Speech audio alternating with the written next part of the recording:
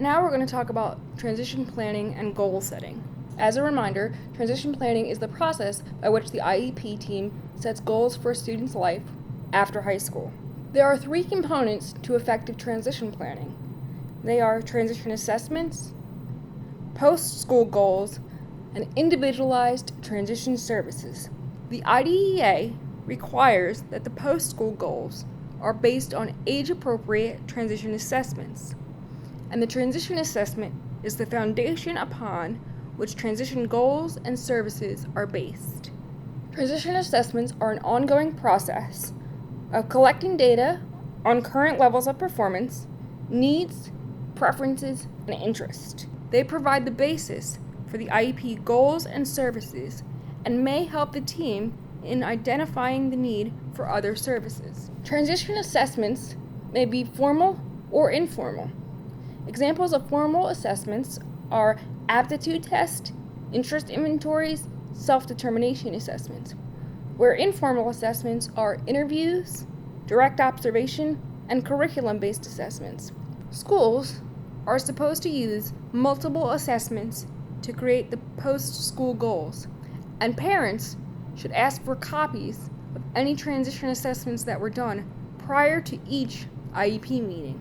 When developing a plan for transition to adulthood, use the transition assessment to set post-school goals, and remember that the student should be invited to every IEP meeting. And even if the student does not attend the meeting, the IEP team must take steps to get the student's input. When talking about transition planning, it often requires a shift in thinking because we're not just talking about the annual goals, but what the student is going to do after high school. And so the whole purpose is to create a plan to get the student from where they currently are to where they want to be.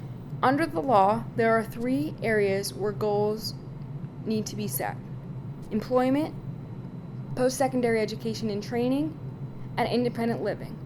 While the law says that students only need independent living goals where appropriate, I advise all parents to include independent living goals in their child's IEP because they can be very broad and don't have to specifically deal with just living on their own. When creating the post-school goals, the IEP team must make sure that the goals have the following characteristics.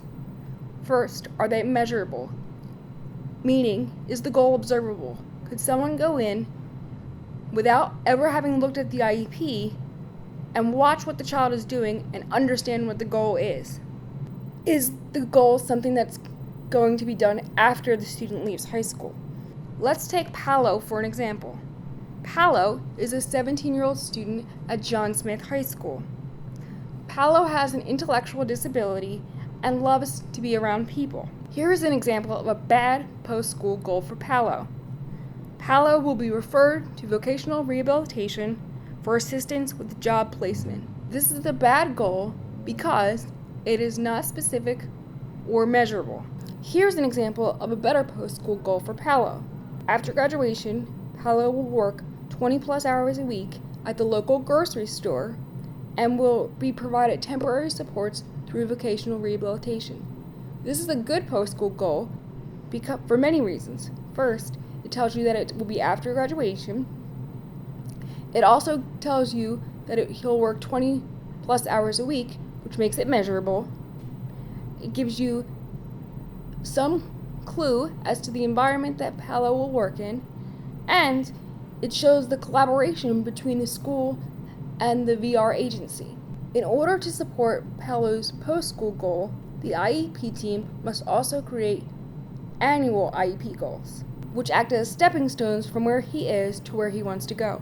For example, given a task instruction and task analysis for bagging groceries, Paolo will demonstrate the steps in the task analysis with 80% accuracy and no more than 1 verbal prompt weekly by a specific date.